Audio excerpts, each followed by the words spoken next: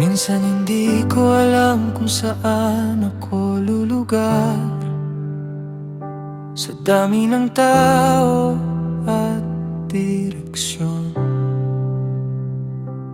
Parang lahat nagmamadali habang ako'y naiwan sa gitna.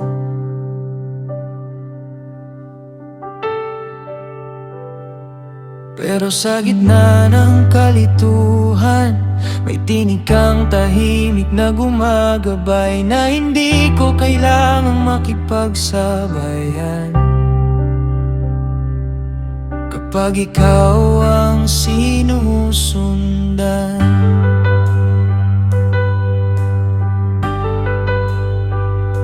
lahat ng tribo'y nakaikot sa'yo, dahil ikaw ang sentro ng buhay. at kapag malapit ako sa presensya mo, mas nagiging malinaw ang lahat.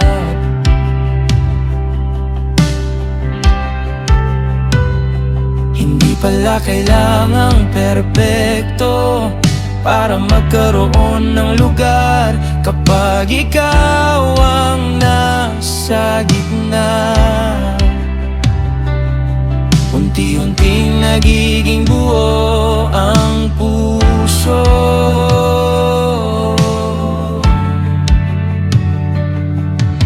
Kapag ikaw ang sentro,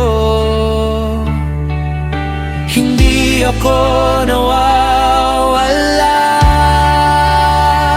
Diyos ko, ikaw ang sentro ng bawat galaw ng buhay ko. Kapag magulo ang isip at puso ko, ikaw ang nagbibigay direksyon. Ikaw ang sentro at dito ako ligtas, sa mundong puno ng ingay at takbo.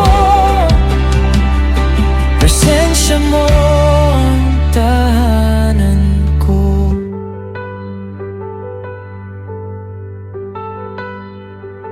Matagal kong hinanap kung saan ako bagay, kung saan ako tunay na tatanggapin.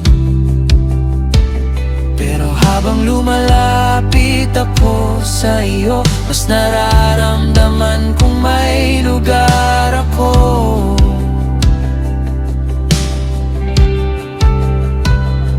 At kahit iba-iba kami ng kwento, pinaglalapit mo pa rin kami, dahil sa ilalim ng isang presensya.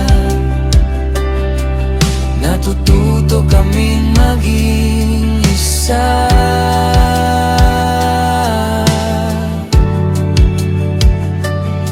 Kapag malapit ako sa iyo, tahimik ang puso ko. Ikaw ang sentro ng bawat galaw ng buhay ko. Kapag magulo ang isip at puso ko, ikaw ang magbibigay direksyon.